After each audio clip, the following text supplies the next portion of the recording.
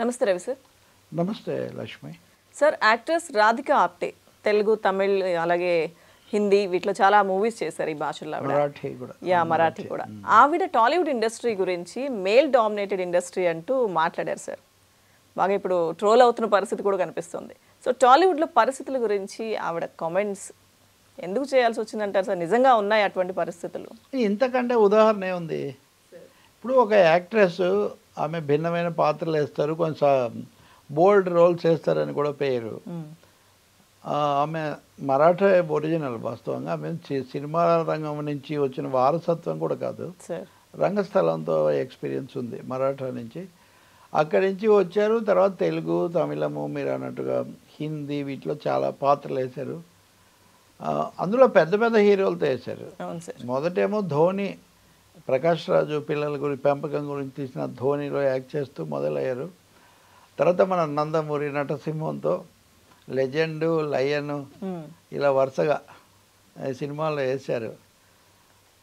Yes boss అనే కబాలిరా అంటాడే, కబాలీలో చాలా బరువైన పాత్ర. నిజానికి రజనీకాంత్ది సరే ఆయన స్టైల్లో ఉండేటటువంటి మేనరిజంతో కూడిన పాత్ర అయినా ఈమెద అయితే చాలా బాధతో ఎక్కడో చిక్కుకుపోయిన ఒక గృహిణి, భలే విక్టిమ్ పాత్ర లాంటిది. అయినా ఆమె చాలా బోల్డ్గా దాన్ని మెయింటైన్ చేశారు.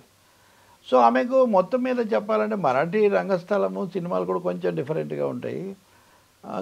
తమిళ్లో చాలా పాత్రలు చేశారు.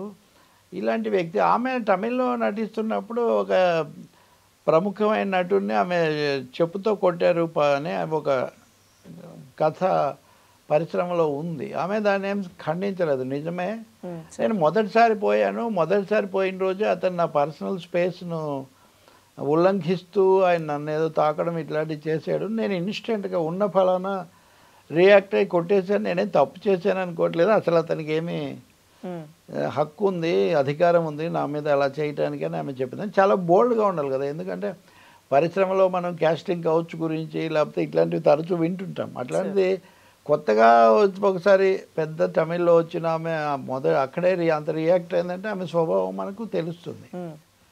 కాకపోతే ఇప్పుడు ఆమె ట్రోల్ అవుతున్నది లేకపోతే వైరల్ అవుతున్నది వేరే విషయం. ఇప్పుడు మీరు అడుగుతున్నది ఇది కూడా 2018 నాటిది.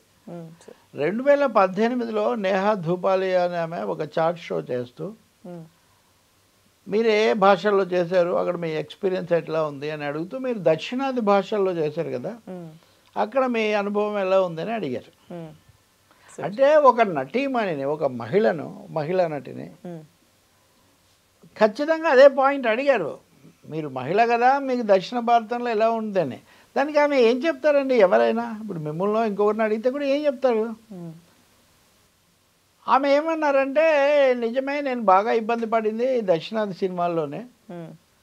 వాళ్ళు డబ్బులు బాగానే ఇస్తారు, డబ్బులు బాగా భారీ పారితోషికాలు ఇస్తారు, కానీ మహిళను అసలు గౌరవించరు, మహిళకి ఏం స్పేస్ ఉండదు, అంతా హీరో సెంట్రిక్గా నడుస్తుంది.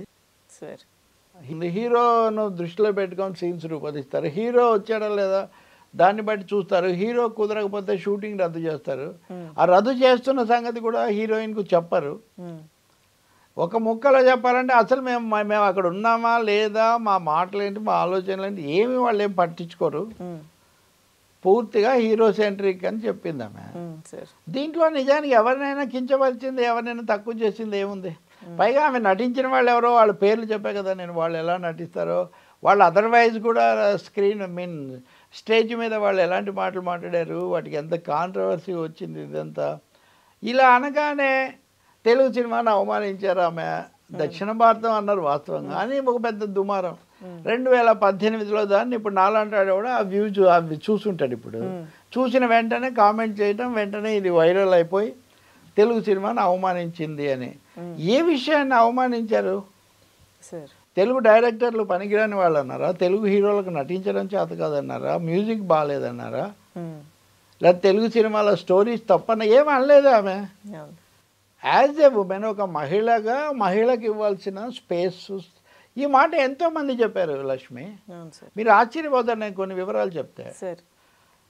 పెద్ద హీరోయిన్ వాణిశ్రీ, సావిత్రి తర్వాత ఒక 10-20 ఏళ్ల పాటు ఇండస్ట్రీని ఏలి పారేసింది. సావిత్రి స్వయంగా తెలుగులో ప్రముఖ ఛానళ్ళకి ఇచ్చిన ఇంటర్వ్యూలో చెప్పింది, నాగేశ్వరరావుతో ఆమె నటించిన దసరా బుల్లడు, ప్రేమ్ నగరు, విచిత్ర బంధం, అవన్నీ రైతోత్సవ చిత్రాలు, ఒకటొకటి, సెక్రటరీ చెప్పుకుంటూ పోతే చాలా ఎన్టీఆర్తో కూడా అన్నీ చేశారు. మళ్ళీ ఆమె నన్ను ఒక్కసారి కూడా నాగేశ్వరరావు ఒక్కసారి కూడా మెచ్చుకోలేదు అంది ఆమె. ఎవడన్నా మామూలు ఇంటికి షాక్ అవుతాడు. ఎందుకంటే నీ కోసం వెలిసింది ప్రేమ మందిరం, లేకపోతే ఎవరి కోసం, లేకపోతే కడవెత్తుకొచ్చింది, లేకపోతే పచ్చగట్టి కోసేటి, ఇలా ఇంత రొమాంటిక్ సినిమాలు అన్నీ, పైగా ట్రాజిక్ సినిమాలు కూడా అవి, విచిత్ర బంధం లాంటివి, చీకటి వెలుగులు, రంగేలి, అంటే అవన్నీ మ్యూజికల్ హిట్స్, స్టోరీ వైజ్గా కూడా హిట్స్. ఆత్మీయుల్లో వాళ్ళు మొదటిసారి నటించారు కలిసి. అంతకాలం అన్ని సినిమాల్లో నటించి అన్ని హిట్స్ సాధించిన వాళ్ళు ఒక్కసారి కూడా ఆ హీరో లెజెండ్ కదా నాగేశ్వరరావు, ఒక మాట నువ్వు బాగా చేసావమ్మా, లేదా నువ్వు బాగా చేసావు వాణిశ్రీ అంటే ఎంత సంతోషం అనలేదని చెప్పారు ఆయన స్వయంగా నోరు తెచ్చి. దీన్ని మళ్ళీ అడిగారు, నిజమే అని చెప్పారు.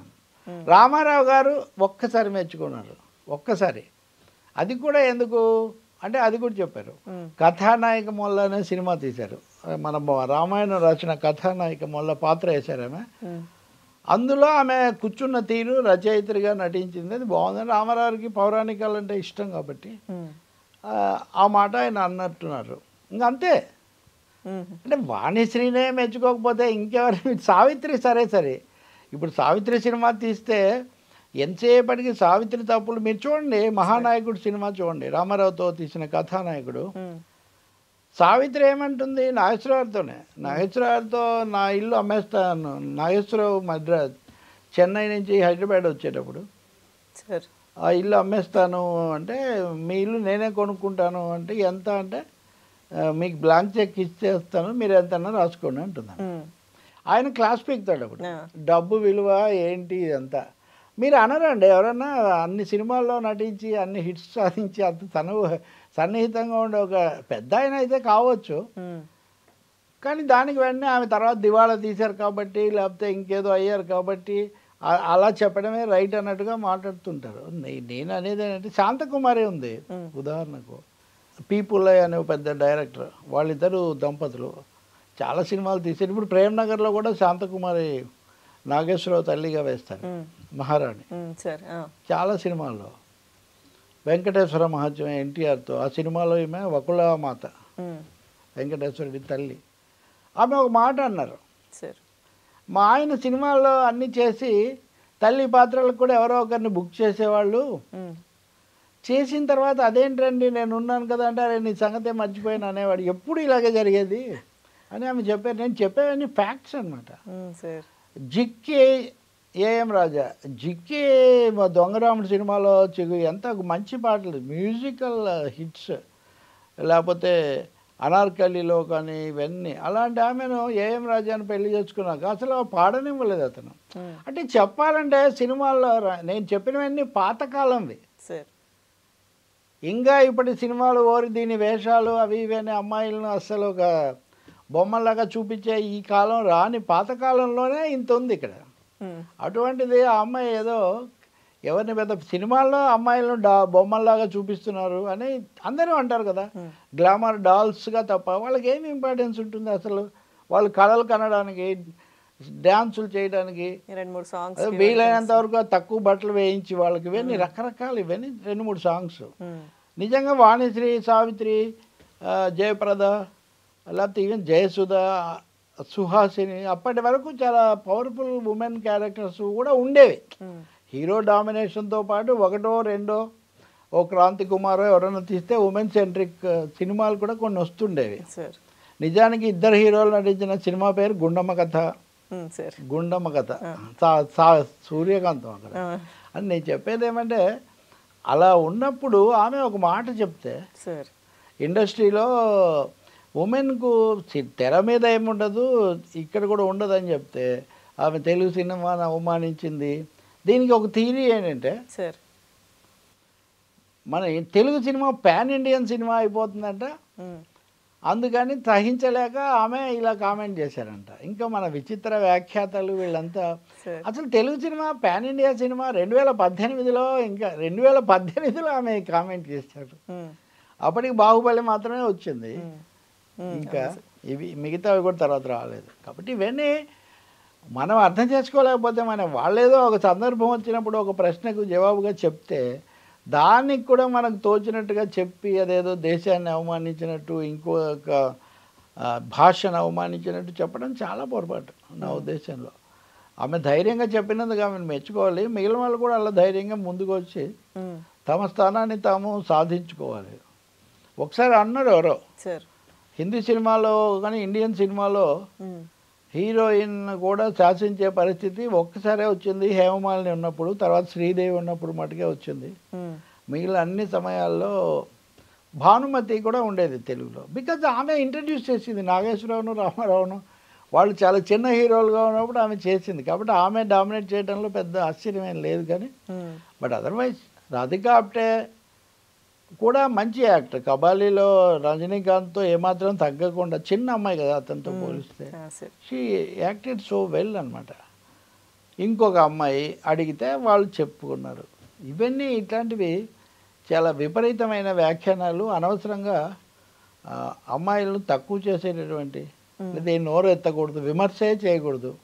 విమర్శ చేయొచ్చు అండి, సద్విమర్శ చేయొచ్చు, ఆలోచనాత్మకమైన విమర్శ చేయొచ్చు. ఏ రంగం మీదనైనా ఏ వ్యక్తి మీదనైనా చేయొచ్చు, చెయ్యాలి కూడా. నిజానికి రాధికా ఆప్టేను తెలుగు సినిమాకు బాగా పరిచయం చేసిన వ్యక్తి రామ్ గోపాల్ వర్మ. రక్త చరిత్ర 1, 2లో ఆమె యాక్ట్ చేయటం, ఆ సినిమాలో ఆమె బాగా పాత్రను పండించారు. అక్కడి నుంచి బాలకృష్ణ వీళ్ళందరితో నటించారు అనమాట. Okay sir, thank you sir.